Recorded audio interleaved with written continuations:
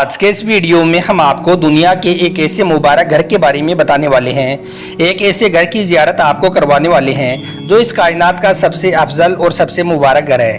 जी हाँ दोस्तों, इस वीडियो में हम आपको अल्लाह के प्यारे नबी हज़रत मोहम्मद सल्लल्लाहु अलैहि वसल्लम के घर मुबारक की कुछ ऐसी जानकारी देने वाले हैं जिसको सुनकर यकीनन आप सबका दिल खुश हो जाएगा। जैसे कि आप सल्लल्लाहु अलैहि वसल्लम का घर किस तरह से बना था, आपके घर के अंदर क्या क्या है, ऐसी कौन सी चीज़ें थी जिनको आप इस्तेमाल करते थे। इस तरह से आपको नबी पाक के घर की खास जानकारी देने वाले हैं।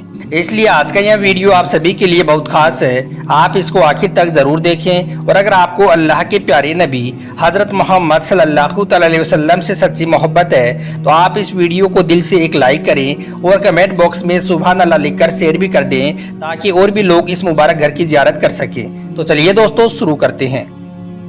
दोस्तों, ये वो मुबारक घर है जिस पर इस कायनात की तमाम रहमतें, नेमतें और बरकतें सबसे ज़्यादा बरसी हैं। जब हम इस मुबारक घर को देखती हैं तो सबसे पहली चीज़ जो हमारी नज़रों को सबसे ज़्यादा लुभाती है वो है इस घर की सादगी। ज़रा सोचिए, हज़रत मोहम्मद सल्लल्लाहु अलैहि वसल्लम जो अल्लाह के आखिरी और सबसे प्यारे नबी थी, जो दोनों जहां के बादशाह थी, अगर वो चाहते तो सोना चांदी के महलों में रह सकती थी, मगर आपने इस घर को पसंद फरमाया। इससे मालूम चलता है कि आप इस दुनियावी ज़िंदगी को क्या हैसियत देते थे। दोस्तों, कुछ अरसे पहले सऊदी हुकूमत के कुछ लोग कुरान और हदीस को मद्देनजर रखते हुए उस घर में दाखिल हुए जिसमें अल्लाह के प्यारे नबी हज़रत मोहम्मद सल्लल्लाहु अलैहि वसल्लम जो दोनों जहां के सरदार हैं रहा करते थे।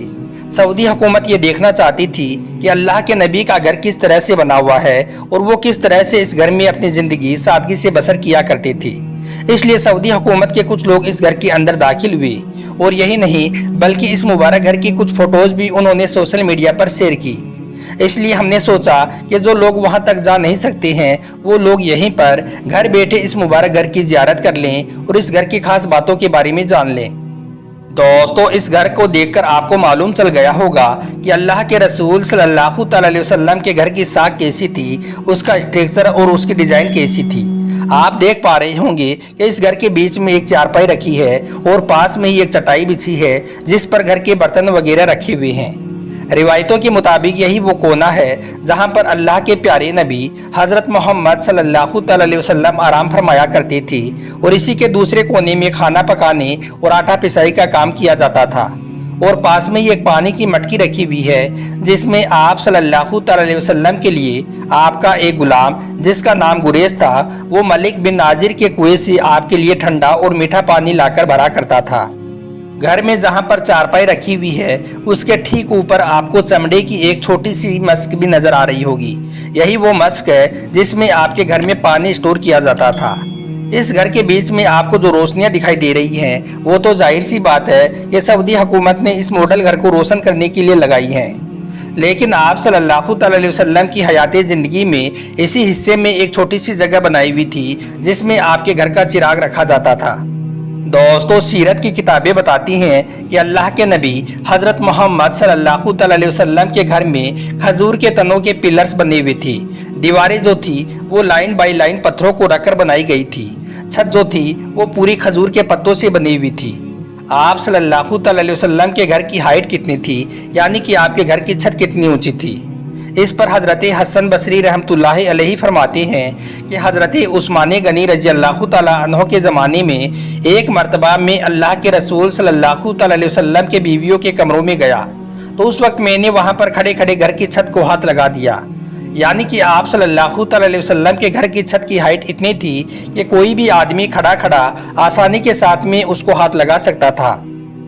इस तरह से देखा जाए तो अल्लाह के नबी हज़रत मोहम्मद सल्लल्लाहु अलैहि वसल्लम का घर छोटा सा है, कच्चा सा घर है, कमज़ोर सा घर है। लेकिन जब अरब में बड़े बड़े सैलाब आए, बड़े बड़े तूफ़ान आए तो उसमें इस मुबारक घर को खरोच तक नहीं आई। यही वजह है कि इस मुबारक घर के सामने आज दुनिया के बड़े बड़े बंगले और बड़ी बड़ी बिल्डिंगें भी फैल हैं। दोस्तों, आज के दौर के हिसाब से अगर देखा जाए तो दुनियावी मटेरियल्स के एतबार से यह घर बहुत कमज़ोर सा है। इस घर में कोई डेकोरेशन नहीं है, कोई भी हाई फाई पर्दे नहीं लगे हुए हैं, कोई पेंट और रंग रोगन नहीं किया गया है।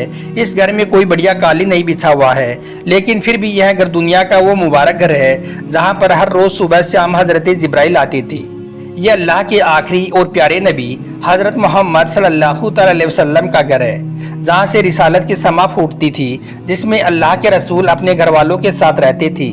ये वो घर है जिसमें हर वक्त कुरान पढ़ा जाता था। इसी घर के एक कोने में अल्लाह के प्यारे नबी हज़रत मोहम्मद सल्लल्लाहु अलैहि वसल्लम रब की बारगाह में सिसकते हुए रोते हुए कुरान पाक पढ़ा करते थे। यह छोटा सा घर पूरी इंसानी तारीख का सबसे अफजल और सबसे मुबारक घर है। इस घर ने दुनिया वालों को एक नमूना दिया है। पूरी दुनिया वालों के लिए नबी और उनकी बीवियां एक मिसाल हैं। इस घर की औरतें कभी बैठकर आपस में कहा सुनी नहीं करती थी, गीबत और चुगली नहीं किया करती थी, बल्कि ये वो घर है जिसमें इस घर की औरतें कुरान पाक पढ़ा करती थी, हदीस पढ़ा करती थी, और यही नहीं बल्कि ये वो घर है जिसमें दीन के मसाइल हल होते थे। दोस्तों, अल्लाह के प्यारे नबी हज़रत मोहम्मद सल्लल्लाहु अलैहि वसल्लम की हर बीवी के पास में एक कमरा था, और हर कमरा 7 हाथ लंबा और 7 हाथ चौड़ा, यानी कि तकरीबन 10.5 फीट लंबा और तकरीबन इतना ही चौड़ा था। यानी कि आपके घर के कमरे 10 से 11 फीट के दरमियान में बने हुए थे। आपकी बीवियों के कमरों के अलावा आपके घर में एक और कमरा था जिसका नाम मसरबा था, जिसमें आप आराम फरमाया करते थे। आप सल्लल्लाहु अलैहि वसल्लम का ये वो कमरा था जिसमें आपकी कोई भी बीवी नहीं रहती थी, इसमें आप अकेले ही रहते थे। आपके इस कमरे में एक चटाई थी जो दिन में आपके बैठने के काम आती थी, और इसी चटाई पर आप रात को सोते थे और इसी पर आप नमाज भी अदा करते थे। इसके अलावा आपके इस कमरे में एक तकिया था जो चमड़े का बना हुआ था, उसमें खजूर की छाल भरी हुई थी। आप सल्लल्लाहु अलैहि वसल्लम हमेशा नीचे सोना पसंद करते थे, यानी कि आप चारपाई पर सोना पसंद नहीं फरमाते थे। इसके अलावा आपके इस कमरे में एक प्याला था जिसमें आप पीते भी थे और उसी में आप खाना खाते थे। रिवायतों में आता है कि अल्लाह के नबी सल्लल्लाहु अलैहि वसल्लम ने कभी भी प्लेट में खाना नहीं खाया। दोस्तों, एक मर्तबा एक सहाबी रज़ियल्लाहु ताला अन्हु सख्त बीमार हो गई, मगर वो अल्लाह के फजल से कुछ दिनों में सेहतमंद हो गई। इसलिए उन्होंने खुश होकर अपने माल का 1/3 हिस्सा बांटने का इरादा किया। इसलिए फिर वो एक दिन अल्लाह के नबी हज़रत मोहम्मद सल्लल्लाहु अलैहि वसल्लम के घर आई और हज़रत आयशा को 70,000 दिरहम तोहफे में दे दिए। याद रखें, अल्लाह के नबी और इनके घर वालों के रहने का तरीका अलग था, इसलिए ये कभी नहीं सोचा कि हमारे पास में एक जोड़ा पहनने को है तो दूसरा ले ले। ये नहीं सोचा कि हमारे घर छोटा है तो इससे बड़ा और इससे अच्छा बना ले। ये नहीं सोचा कि आज 70,000 दिरहम तोहफे में मिले हैं तो ये शॉपिंग कर ले या वो चीज़ें खरीद ले।